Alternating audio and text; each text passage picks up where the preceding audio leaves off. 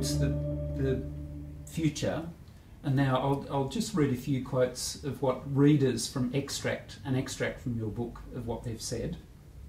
One reader said, "The structures, culture and attitudes of the hierarchy in particular have managed to trash the brand," that is, trash the brand of the church, "and grossly undermine the trust of the community both within and especially outside the church." And then another reader said, "Appropriate leadership can either allow trust to be re-established and relationships restored, or it can lead to the abandonment of membership of the institution and or the system."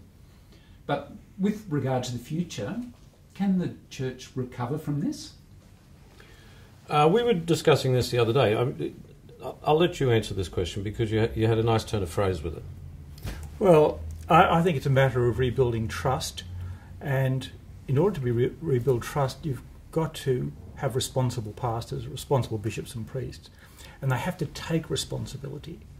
If they seem to be evading responsibility or not to lead responsibly, then there'll be no restoration of trust. It's extraordinary, isn't it, that the default position in human communities is to trust someone. So I think there is a possibility for recovery, as long as we don't forget the lessons that we should learn from this. And as long as the Catholic laity as well don't think that trusting a priest is the end of the matter. You need to trust your pastors, but there needs to be more responsibility taken by the laity in the church as well. So it's going to be a complex future. Maybe this awful scandal will have the effect of bringing about changes which should have come after Vatican II. So there may be some hope in it, but at the moment, my sense of it is that it's pretty dark. What I'd add to that is that the comment about the brand being trashed, I think, is quite legitimate. What we've seen over a number of years now is a disconnect between people who regard themselves as Catholic and their attachment to the institutional Catholic Church. We've seen this in the drop-off in regular mass attendance. We've seen this in all sorts of ways. We've seen this by people who still go to church on Sunday but refuse to give a donation on the plate because they know it goes to the diocese or the archdiocese. The brand has been trashed in that context. In other contexts, the brand Catholic has not been trashed. When we talk about Catholic schools, Catholic hospitals, there's an enormous value placed in the brand there. So where I would see what Damian's talking about, rebuilding trust, I would see the trust being rebuilt from the Catholic institutions that still work and that still have value in the community. And they tend to be the schools and the hospitals. Now, it may be no coincidence that they're laicized largely, but that's where I would see this rebuilding of trust beginning. In the conclusion of your book, you mentioned Pope Francis as a possible sign of hope, or that things might happen under his leadership, and he has made quite a strong call for deep changes, like being a church of the poor, for the poor. But what's your sense of the realisation of that rhetoric? Oh, yeah. Okay. One of the difficulties in understanding how the Church has dealt with this problem is the popular perception of the Catholic Church. There's a popular perception that the Catholic Church is a monolithic organisation. It's far from that.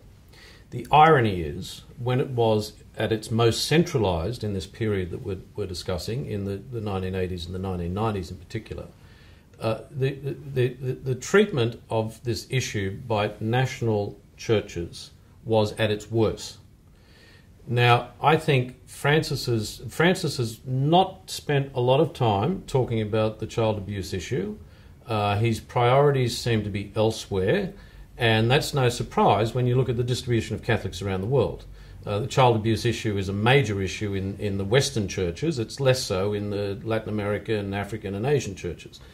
I think his major contribution could be a decentralisation of the church, which allows National Bishops' Conference, if they've still got the guts and the motivation and the lay input and advice, to basically allow national churches to do what they were beginning to do in the early and mid-1990s, and that is come up with responses to this issue and procedures and so forth that they see as relevant within their cultural and legal context. I think the sign of hope from Francis is that he's less legalistic. One of the insidious things about clergy offences against children has been that they have felt protected. Religious orders have stood by, the Morris brothers are a clear case, stood by brothers who've offended.